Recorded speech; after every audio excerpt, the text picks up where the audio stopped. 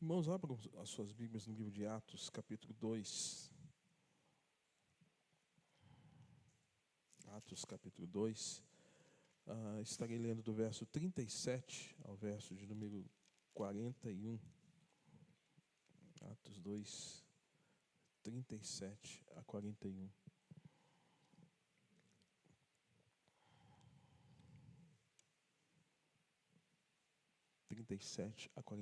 Diz assim: Ouvindo eles essas coisas, compungiu-se-lhes o coração, e perguntaram a Pedro e aos demais apóstolos: Que faremos? Que faremos? Respondeu-lhes Pedro: Arrependei-vos e cada um de vós seja batizado em nome do Senhor Jesus Cristo para a remissão dos vossos pecados, e recebereis o dom do Espírito Santo. Pois para vós outros é a promessa, para vossos filhos e para todos os que ainda estão longe, isto é, para quantos o Senhor nosso Deus chamar. Com muitas dessas outras palavras deu testemunho e exortava, dizendo-os: Salvai-vos dessa geração perversa. Então os que lhes aceitaram a palavra foram batizados, e havendo um acréscimo naquele dia de quase 3.000 pessoas. Vamos ler juntos o verso 38? Vamos lá? Respondeu-lhes Pedro: Arrependei-vos e cada um de vós seja batizado em nome de Jesus Cristo para a remissão dos vossos pecados, e recebereis o dom do Espírito Santo. Pai Santo, mais uma vez, rogamos dependência e direção. O servo é frágil e carece de graça e misericórdia. A palavra é poderosa, que ela faça o efeito necessário. E, Senhor Deus, sabemos que não depende de quem quer, de quem corre, mas o Senhor revelar a Tua misericórdia. Nós rogamos isso nesta hora, em nome de Jesus. Amém. Irmãos, eu particularmente gosto muito do livro de Atos dos Apóstolos. Esse é um livro que eu sempre releio, e quando releio eu me sinto revigorado espiritualmente. É o livro de Atos. Um livro muito poderoso. Quando a gente lê a história da igreja, a gente vê o que Deus fez na vida de 11 homens muito simples, depois 12º Matias, que é escolhido no lugar de Judas, e como de fato toda a história do cristianismo que inicia com Jesus é impactada com a vida daqueles homens que eram fragilíssimos, muito frágeis, pescadores, gente iletrada praticamente, e que não tinham competências intelectuais para fazer o que fizeram. Mas só o fizeram porque eles foram capacitados, porque ouviram e obedeceram a fala de Jesus em Lucas 24, quando Jesus fala: olha, permanecei em Jerusalém, até que vocês sejam revestidos de poder. Irmãos, isso nos mostra que, na obra de Cristo, quanto mais forte a gente é, ou pensa que é, mais frágil a gente se sente para fazer a obra de Cristo. Mas quanto mais frágil a gente sente, mais forte a gente fica. É o inverso. E aqui esses homens frágeis do ponto de vista intelectual, eles foram fortalecidos. E esse fortalecimento adveio quando eles aguardavam uma promessa essa que foi iniciada tempos atrás. A promessa foi iniciada praticamente lá em Gênesis capítulo 3, verso 15, sobre a promessa do descendente da mulher que haveria de pisar a cabeça da serpente. E de que Jesus, tal qual foi anunciado em Isaías e tantos outros profetas, o renovo, aquele que estaria vindo, capacitado pelo próprio Espírito Santo de Deus para poder fazer a obra, que foi ungido, conforme citei aqui em Lucas. Esses homens foram impactados pela ação do Espírito, o mesmo Espírito que atuou na vida de Jesus. E, lamentavelmente, às vezes a gente acha que pode fazer as coisas de Deus na base da nossa força. É por isso que o Senhor nos ensina na palavra: nem por força e nem por nem por força dialética, nem por força intelectual, nem por força política, nem por força moral, mas é o Espírito Santo. E eu creio piamente, irmãos, piamente, eu sou um defensor inveterado. Se o Espírito Santo não agir, nada acontece. Nada acontece. Mas quando o Espírito Santo age, algo novo acontece na vida do indivíduo, da família, da igreja. E aqui nós temos esse momento que na história detalha o cumprimento dessa promessa. Atos 1:8, os discípulos perguntando o que fariam, o que seria feito na restauração do reino. Jesus disse que não competia a eles saber sobre isso, mas que eles receberiam o poder do Espírito Santo para serem amartia, ou mártires, pagariam preço com a própria vida, porque testemunhariam a obra de Cristo dentre os homens, e para testemunhar a obra de Cristo, eles precisavam ser capacitados. Então, não era na experiência de Pedro como pescador, de Tomé, de Mateus, de Tiago, de João, não era a competência deles. Era o poder do Espírito Santo sobre eles que os capacitaria para fazer o que Jesus disse que eles deveriam fazer, conforme Mateus capítulo 28, de 18 a 20. Fazer discípulos de todas as nações. Então, irmãos, esse é o grande exemplo para nós de que nós precisamos sempre visitar o livro de Atos. E é um exemplo para nós que nós precisamos sempre olhar para esse livro de Atos e desejar o que eles desejaram. Eles desejaram a promessa, o cumprimento da promessa. E nesse caso, nós sabemos que o Espírito Santo já veio. Mas, tal qual o Salmos de número 81, que fala que o Senhor pode visitar a sua vinha tanto quanto necessária, porque a vinha está seca, o Espírito Santo pode ser aquele que vai revigorar, renovar. Há vários momentos na Bíblia que o Espírito Santo vai renovar a história de homens de Deus, de uma nação, de um povo, de uma igreja.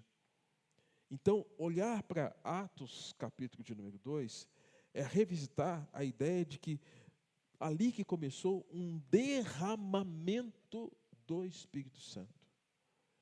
E a igreja só é igreja não por conta da organização jurídica.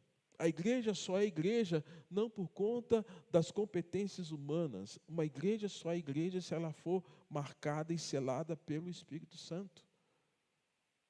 Porque é o Espírito Santo que nos convence do pecado, da justiça e do juízo. Então, Pedro é esse iletrado, o incapaz diante dos homens, para poder discernir tudo aquilo que estava acontecendo. Pedro é esse que teve a experiência dura de ser o intrépido, o ousado, o impulsivo. Pedro é esse que teve a pachorra de negar Jesus 3 vezes, mas Pedro é esse homem que se humilha, e quando Jesus vai de encontro a ele questiona sobre o amor que ele deveria ter com o Senhor. Pedro reconhece que não era capaz nem de gostar de Jesus. Porque Jesus lhe pergunta, você me ama? Você me ama? Ele não sabe responder essas perguntas. Jesus diminui, você gosta pelo menos de mim? E Pedro fala assim, descaradamente, o Senhor sabe todas as coisas. Como que diz, eu não sei nem se eu presto para amar o Senhor. E é esse homem que Jesus chama. Esse homem que está ali no dia de Pentecostes, no cumprimento da promessa, observando tudo que está acontecendo, mas sendo passivo também, porque a promessa vem sobre a igreja que estava em oração, mas vem sobre todos quantos não tinham nenhum tipo de percepção do que estava acontecendo. Tinha pouca gente orando. 120 pessoas buscando o Senhor. Os outros, talvez na cultura judaica, pela influência do dia de Pentecostes, a festa do Pentecostes, uma festa judaica, mas não estavam ainda focados na ideia. Mas, irmãos, aqueles homens viram acontecer, a priori, no meio do povo de Deus, no meio daqueles que estavam buscando o Senhor, algo novo. Era diferente. O Espírito Santo vem. e na descida do Espírito Santo, algo sobrenatural acontece. Língua de fogo, vento forte, som impetuoso. De repente, as pessoas que eram de contextos diferentes, África, Arábia, Ásia, estão conseguindo se conversar e há uma impressão de que estão todos embriagados e bêbados. Eles falavam em língua materna, mas havia uma compreensão e um foco único: exaltação da glória de Deus. Todos exaltavam o Senhor Jesus, todos diziam coisas sobre Jesus, que começa na igreja, que se espalha, e diz o texto que 3.000 pessoas são impactadas poderosamente por esse poder. Não é poder político, não é poder eclesiástico, não é poder de conhecimento acadêmico, é poder de Deus. É Espírito Santo falando, é Espírito Santo movendo e trazendo algo novo sobre aquelas pessoas que a princípio era incompreensível. O que está acontecendo? Nós não sabemos o que está acontecendo. E Deus levanta o apóstolo Pedro para falar do que estava acontecendo, mostrando as razões pelas quais aquilo aconteceu. Ó, irmãos, quando estive na Coreia do Sul, eu fui muito impactado. Não tem um pastor que vá na Coreia do Sul e não seja impactado pela vida de oração daquela igreja. Quem vai lá e não é impactado, ou vai só para conhecer a cultura, volta com o coração mais endurecido. Mas quem vai pronto para ouvir a voz de Deus, não volta da mesma forma. Eu não voltei da mesma forma. Eu não fui fazer um passeio. Eu não voltei da mesma forma. A igreja que Deus mais usou nos últimos anos, a igreja da Coreia, é uma igreja que nos ensina sobre o princípio de oração, discipulado, compromisso com Deus, compromisso com a igreja. No entanto, os cultos, já citei aqui, 50.000 pessoas, 60.000 pessoas, reunião de oração, às 6 da manhã, 4 da manhã, 4, 5.000 pessoas. Igrejas com menos de 6 anos, com um crescimento absurdo. Em 6 anos, a igreja tinha 6.000 membros, 1.000 membros por ano. Então, irmãos, mas o que moveu aquela igreja foi a oração.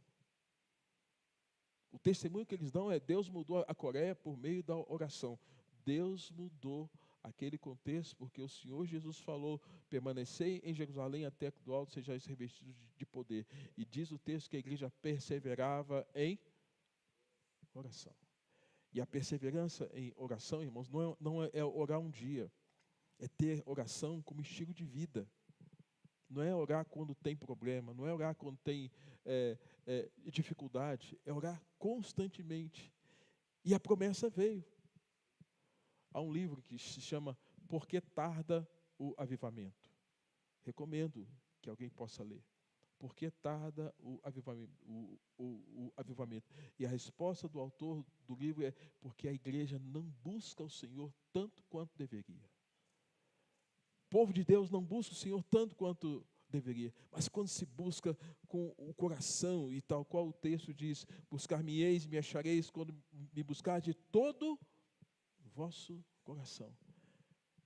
Irmãos, aqueles 120, que começou com praticamente um grupo menor, os 11, as mulheres, 20 e poucas pessoas, perseverando em oração.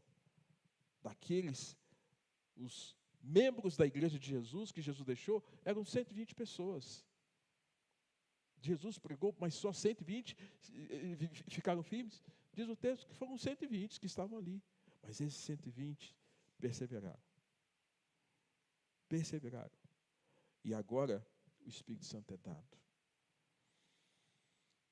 E quando o Espírito Santo é dado, se torna algo incompreensível a princípio. Mas Pedro vai explicar o que está acontecendo.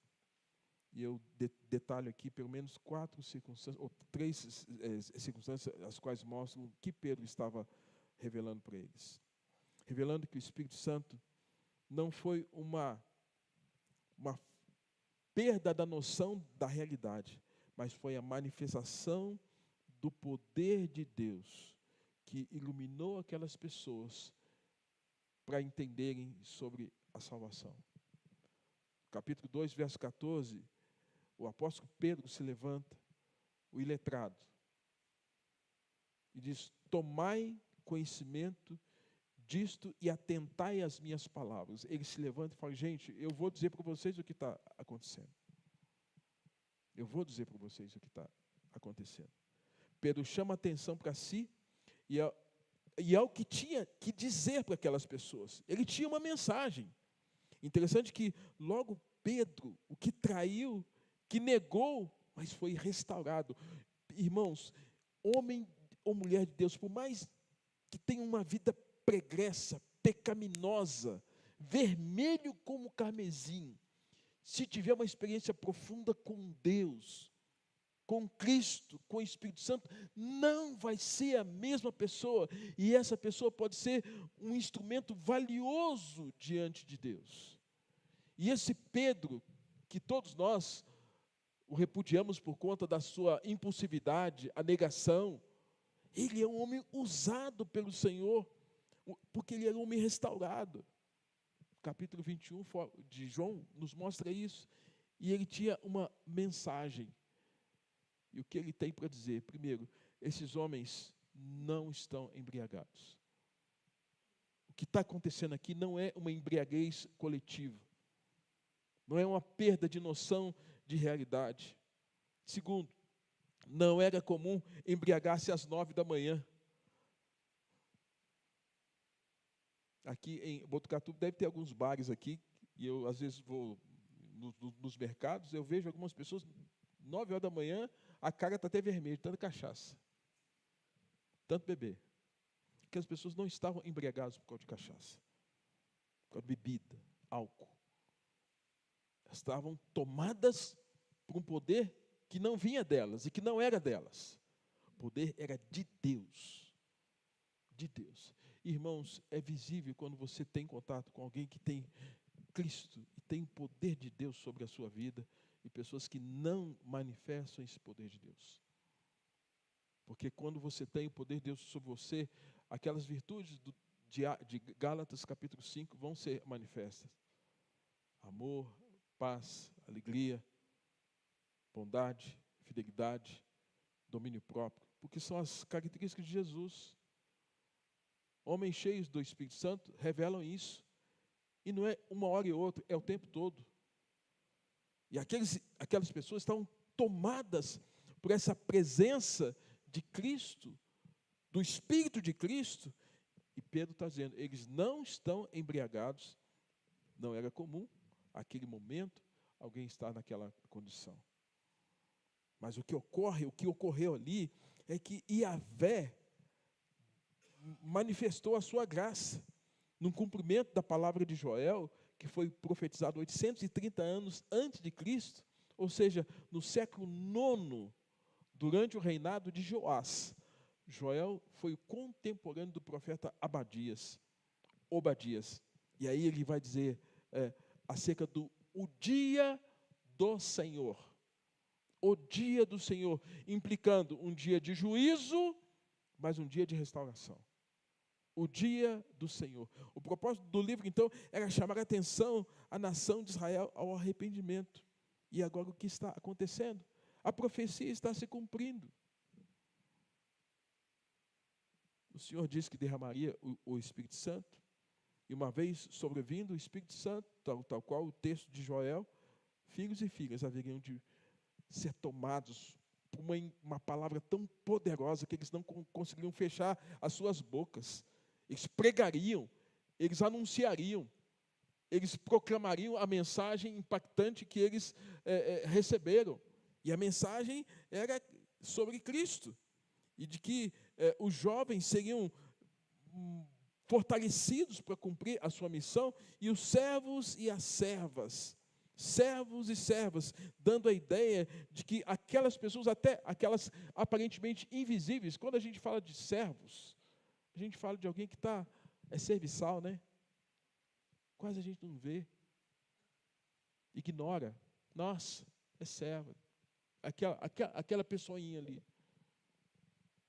Ele fala, até os servos, até as pessoas mais invisíveis seriam fortalecidas para pregar, para anunciar. Interessante que a Bíblia nos mostra um exemplo disso. Onésimo, que foi um escravo fugitivo, que pertencia a Filemon. O nome Onésimo significa útil, e era um nome comum dado aos escravos da época.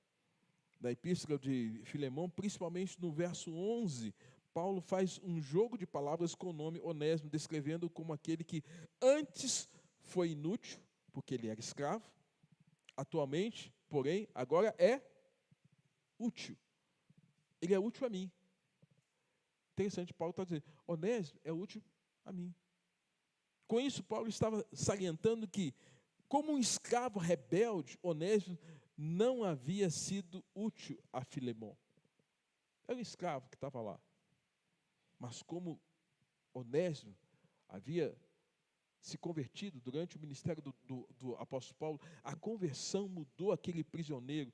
Não se tem a ideia do que Onésimo fez para ser prisioneiro, mas o fato é que ele fugiu. Ele era um escravo fugitivo.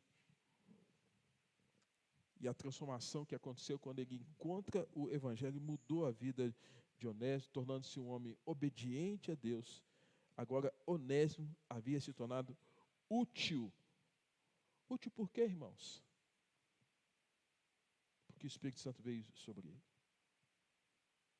Porque a graça do Senhor veio sobre ele.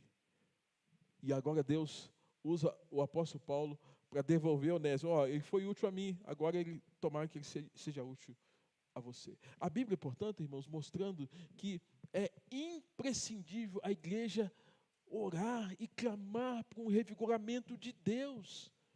Você tem feito isso? Nós estamos fazendo isso. Senhor, derrama algo novo na minha vida. Derrama algo novo na minha família. Derrama algo novo na minha igreja. Derrama o teu Espírito sobre a nação brasileira. Às vezes, irmãos, nós não estamos nem nos importando com algo tão preponderante para que a igreja seja uma igreja viva e cumpra a sua missão na sua geração. Esse derramamento, irmãos, do Espírito Santo seria acompanhado de alguns sinais. Isso significava que todos que haveriam de receber o Espírito Santo, a promessa, além da salvação, seriam instrumentos nas mãos de Deus. Essa promessa capacitaria essas pessoas para algumas questões. Primeiro, pregar. O Espírito Santo capacitaria a igreja para pregar, ensinar, profetizar. Quem de nós aqui está assim, Senhor, coloca alguém na minha vida nessa semana para eu pregar a tua palavra para ele? Será que a gente está sonhando em testemunhar de Jesus para alguém, saindo daqui, segunda-feira, terça-feira, quarta-feira? Será que a gente está pedindo oportunidade ou aprendendo a lidar com as oportunidades, onde Deus nos use como testemunhas de que Ele é Deus? E sem constrangimento, sem vergonha, falarmos, o Senhor é Deus. É Jesus quem salva. É o Espírito Santo que vai tirar as inverdades do seu coração, que vai convencer que você é um pecador. Irmãos, nós vamos desejar isso, sonhar com isso, não perder o vigor e a esperança cristã, ter as visões, que tal qual o texto diz, e ter visão aqui, irmãos, não é comer uma feijoada gostosa e à noite você ter aquela visão espiritual. Oh, Senhor, o Senhor me deu uma palavra. Não é isso. Ter visão aqui é ver além do tempo. Além do tempo. Ter olhos espirituais para expandir e para cumprir a missão da evangelização e do discipulado. Ter visão, portanto, não é olhar apenas para o passado, olhar para trás. No passado era assim, no passado foi assim. Foi. Aí é saudosismo. A visão é enxergar pela fé lá na frente. E se preparar para cada momento que você está, para lidar com as coisas que estão à frente e não atrás. Esquecendo das coisas que, para trás, gente, ficou um monte de coisa para trás. Caio Fábio ficou para trás. Ficou? Igrejas lotadas lá atrás, tudo ficou para trás. Pastores ficaram para trás. Aquisições ficaram para trás. Aí Paulo fala, prossigo para o alvo, para o prêmio da soberana vocação de Deus que está em Cristo Jesus. Então, o que Pedro está falando é que esse derramar traria algo novo para a vida daquelas pessoas. E o que estava acontecendo ali era algo sublime, irmãos, poderoso. E por fim, voltando para a conexão de Isaías, de Joel e de Atos, Joel diz que acontecerá que todo aquele que invocar o nome do Senhor será salvo. Uma vez que a profecia apontava para esse grande dia, o grande dia que traria à igreja um novo tempo, Pedro canaliza a sua mensagem à pessoa de Cristo. Tudo isso que está acontecendo tem que convergir em Jesus. Tem que apontar para Cristo. Ele é o centro, Ele é o alvo. Aponta para Jesus, o Nazareno, como varão aprovado de Deus. Ele diz que esse Cristo, o varão aprovado, que seria o centro de tudo e a causa de tudo aquilo ali. O próprio Lucas havia registrado em Lucas capítulo de número 3, 21, que quando disse o Senhor do batismo de Jesus, tu és o meu filho amado, em ti me comprazo. Jesus é o filho amado. Pedro está dizendo, ele é o varão. Cristo é o centro de tudo. A fala de Pedro, argumentando aquelas pessoas, aponta que Jesus realizou milagres e prodígios. Os evangelistas relatam os sinais operados por Jesus. Milagres a partir das bodas de Canaã. Curas, libertação, ressurreição, expulsão de demônios, alterações das condições da natureza, como o vento e o mar. Tudo isso foi anunciado pelos evangelistas. Irmãos, hoje nós temos que crer que Deus pode fazer algo surpreendente. Às vezes nós ficamos tão fechados na questão, até mesmo na incompreensão da doutrina da soberania de Deus, que às vezes nós deixamos de buscar o Senhor e falar, Senhor, nos surpreenda, porque até Deus nos surpreender faz parte dos planos eternos dEle. Então nós temos que orar assim. Aquela pessoa é dura, nunca vai se converter. Aí você não ora, você não evangeliza, não dá um bom testemunho, não apresenta o varão perfeito. Apresente. Deus pode fazer a obra. O maior milagre que possa acontecer, irmãos, é esse, Deus mudar o coração, tirar o coração de pedra e dar um coração de carne. Os evangelistas apontam para isso. Pedro está dizendo, tudo que está acontecendo aqui foi dito. Terceiro, aponta que Deus entregou Jesus àquela condição de morte que aqueles judeus, habitantes presentes, fizeram parte daquela condenação por causa dos seus pecados.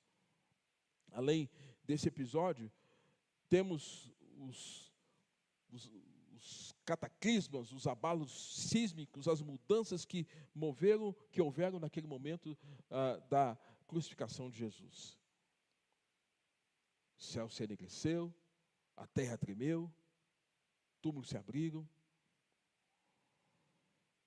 Pedro está falando tudo isso para eles e pondo Jesus no centro. Por fim, irmãos, a fala de Pedro aqui, quando ele diz, ouvindo eles essas coisas, compungiu-se o coração e perguntaram a Pedro e aos demais apóstolos, que faremos? Eles estão ouvindo isso tudo. Então, o que nós vamos fazer? Depois que nós ouvimos toda essa história que Pedro está nos informando. Por fim, Pedro aponta Jesus como sendo aquele, o ressurreto, que veio quebrar os grilhões, as cadeias da morte, visto ser impossível deixá-lo debaixo do jugo da morte e do pecado. Porque ele não pecou e não se sujeitou à morte. Então, Pedro, irmãos, está sendo um instrumento para falar, olha, o derramamento, ele vai apontar para Jesus. O que está acontecendo aqui, esses 120 que estão orando, esse algo sobrenatural, de coluna de fogo, de vento forte, impetuoso, o som vindo, é Deus falando, é Deus se movendo, e tudo apontando para Cristo. E Pedro, portanto, mostra isso. E por fim, irmãos, o derramamento do Espírito Santo é o cumprimento profético da profecia de Davi. Davi também foi profeta, foi rei, mas ele também foi um profeta de Deus. Davi também havia dito, nos Salmos de número 22 e nos Salmos 88, que são chamados Salmos messiânicos, em especial nos Salmos 16, ele diz assim: pois não deixarás a minha alma na morte, nem permitirás que teu santo veja corrupção. Tu farás ver os caminhos da vida, e na tua presença a plenitude de alegria, na tua destra delícias perpetuamente. Davi disse isso. Pedro está citando Davi no texto, falando de Davi, falando de Joel, mostrando que a profecia de Davi estava se cumprindo. Até Davi é usado como referência, até porque os judeus tinham um respeito grandiosíssimo para com a figura de Davi, o rei Davi que unificou as 12 tribos. Eu gosto de uma tradução na Bíblia Viva que fala assim: tu não deixarás o corpo ficar preso pelos laços da morte, não permitirás que o teu amado seja roído pelos vermes da terra. Tu mostrarás os caminhos do justo, os caminhos da vida. Junto a ti há sempre a mais profunda alegria. Ao teu lado há prazeres mais deliciosos na tua presença. Ou seja, Davi citando isso, Pedro citando Joel, Pedro citando Davi e mostrando para aquelas pessoas que a profecia se cumpriu, conforme Joel disse, a profecia estava se cumprindo tal qual Davi havia dito. E sobre Jesus, Jesus não seria deixado da morte.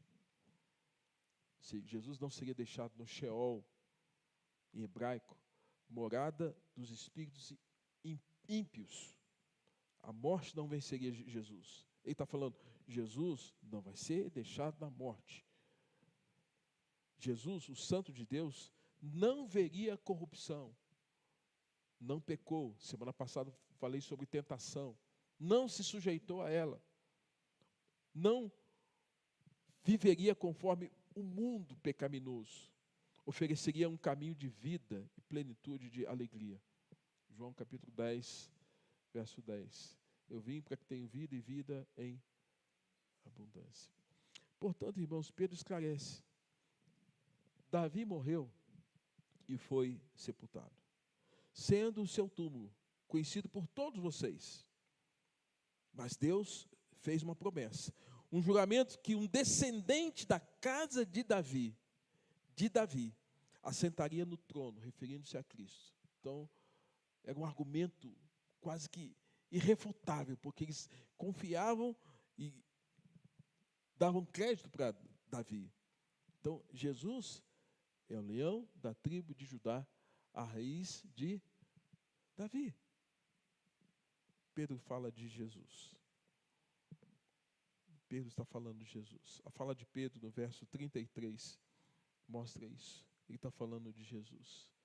Exaltado, pois, à destra de Deus, tendo recebido do Pai a promessa do Espírito Santo, derramou o que vedes e vides. O que vocês têm visto e ouvido. Então Pedro está falando, 120, 3 mil. Sabe quem é que está fazendo essa obra? É Jesus. É Jesus que está olhando para nós e derramando. Por isso até que para nós é muito simbólico a ideia da aspersão. Aspersão é a água sendo derramada. É o Espírito sendo derramado. É a graça sendo derramada. É a bondade de Deus sendo derramada. Jesus é aquele que derramaria o Espírito Santo. Então, quem estava fazendo aquela obra era o próprio Jesus derramando. E tal qual na criação, Deus Pai soprou na narina do homem e deu a ele o fôlego de vida. Agora, Jesus estava soprando sobre aqueles os quais Deus havia escolhido, para que eles recebessem o fôlego da eternidade com Deus, da salvação. O Espírito Santo foi derramado. O derramamento do Espírito Santo, irmãos, é algo tremendo. Exalta Cristo. Ninguém fica cheio do Espírito Santo para dizer que é cheio de si mesmo, cheio de doutrina, ou cheio de conhecimento. O derramamento do Espírito Santo é para nos tornar mais parecidos com Jesus. E o verso 36 fala assim: esteja absolutamente certa, pois toda a casa de Israel, de que a Jesus que vocês crucificaram, Deus o fez Senhor e Cristo. E a palavra Cristo, ungido. Ele é Senhor, ele é ungido de Deus. Portanto, irmãos, o Espírito Santo nos é dado para que nós reconheçamos que Jesus é o Senhor. E como nós estamos vivendo como servos dele. E como a geração que nós estamos está vivendo, sem o senhorio de Cristo. Eu citei hoje pela manhã de uma coisa que meu coração está ficando incomodado. No meio da semana, o centro espírita aqui está lotado, cheio de carros.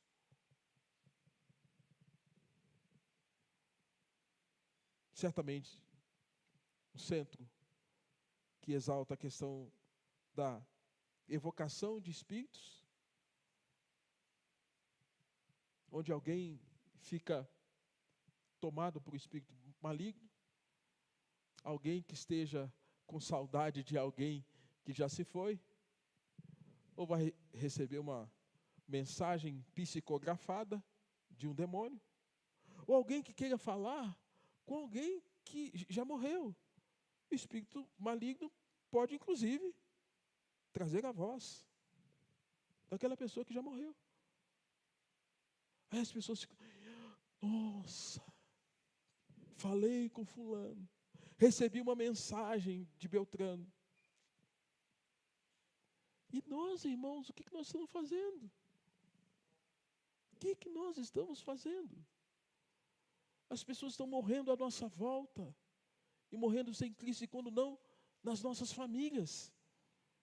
É por isso que nós temos que clamar: Senhor, revigora as nossas vidas, derrama sobre nós algo novo. Jesus diz que não se põe vinho novo, em odres velhos, porque não vai reter. Ele coloca vinho novo em odres novos. Aí a metáfora é vidas novas, que recebem o vinho novo da graça, da bondade, da misericórdia, da alegria de Deus. Por isso, irmãos, eu entendo que nós precisamos urgentemente, igreja presbiteriana, igreja batista, igreja quadrangular, povo de Deus, clamar: Deus, revigora, revitaliza o teu povo, revitaliza a tua igreja, traz um novo vigor, um derramar de graça e de bondade do Espírito Santo sobre nós. E eu concluo. A conclusão do acontecimento: o derramamento do Espírito Santo não foi uma perca da noção da realidade, como disse, mas um derramamento de poder, de graça e de bondade. O derramamento do Espírito Santo é um cumprimento profético das profecias de Joel. É um cumprimento profético das profecias de Davi. Agora, já que o Espírito Santo já nos foi dado e ele está entre nós, é fato que, tal qual um cântico, que há uma incoerência, fluirá como um rio, como a chuva cairá, o Espírito Santo virá. Não, o Espírito Santo já veio. Já veio. Então nós hoje temos que falar: Senhor, aviva as nossas vidas. Aviva as nossas vidas. O verso 37 do capítulo 2 diz que, ouvindo essas pessoas, o que o apóstolo Pedro falou, pregou, explicou, mas ele não explicou com academicismo, ele explicou com graça, com misericórdia, Ele explicou com poder, com unção, com espiritualidade. Diz o texto que as pessoas fizeram essa pergunta. Eles ouviram. O que nós vamos fazer agora? O que nós vamos fazer? O que nós vamos fazer? O que faremos? E a resposta de Pedro, irmãos, foi: arrependam-se. Arrependam-se. E cada um de vós seja batizado em nome de Jesus Cristo para a remissão dos vossos pecados, e recebereis o dom do Espírito Santo. Pois para vós é a promessa, para os vossos filhos e para os que ainda estão longe. Olhando para a cronologia do texto, os que estão longe são os que viriam depois deles. Reforma, os pós-reforma, chegando até nós. A promessa é para esses que estão longe também. Isto é, para quantos o Senhor, nosso Deus, chamar. E a pergunta é: será que não tem homens e mulheres chamados em nossa igreja? Será que não tem homens e mulheres na cidade, as quais precisam ouvir essa mensagem, tal qual Pedro foi usado, para que a vida dele seja impactada pela obra redentora de Cristo? Porque eu não posso convencer, nem você, mas o Espírito Santo pode fazer uma obra que só Ele pode fazer. Então Pedro disse a senha. A resposta é: arrependam-se. Arrependam-se cada um dos vossos pecados. E lembremos, irmãos, que João Batista pregou sobre arrependimento. Jesus falou de arrependimento no seu ministério. Os apóstolos agora estão falando de arrependimento. A mensagem de Paulo, a mensagem de Pedro é sempre sobre arrependimento. Arrependam-se. E a mensagem às 7 igrejas do Apocalipse: quem tem ouvidos para ouvir, ouça o que o Espírito diz às igrejas. E Jesus sempre chama algumas dessas igrejas ao arrependimento, chamando pessoas, igrejas, ao arrependimento. A bênção é que naqueles dias 3.000 pessoas ouviram o que Pedro tinha que dizer e ficaram compungidos. O Espírito Santo impactou, convenceu homens, mulheres, famílias inteiras. E naquele dia 3.000 pessoas agora eram justificados em Cristo Jesus, selados pelo Espírito Santo da promessa, para viverem uma nova vida, não na perspectiva do Império Romano, não na perspectiva de qualquer senhor daqueles dias, mas da expectativa e da possibilidade do que o Senhor da vida, o soberano Rei dos Reis, haveria de realizar na vida deles. Portanto, irmãos, esse é o nosso desafio. É o meu, é o seu desafio. Orar e clamar para que Deus derrame algo novo sobre cada um de nós. Amém?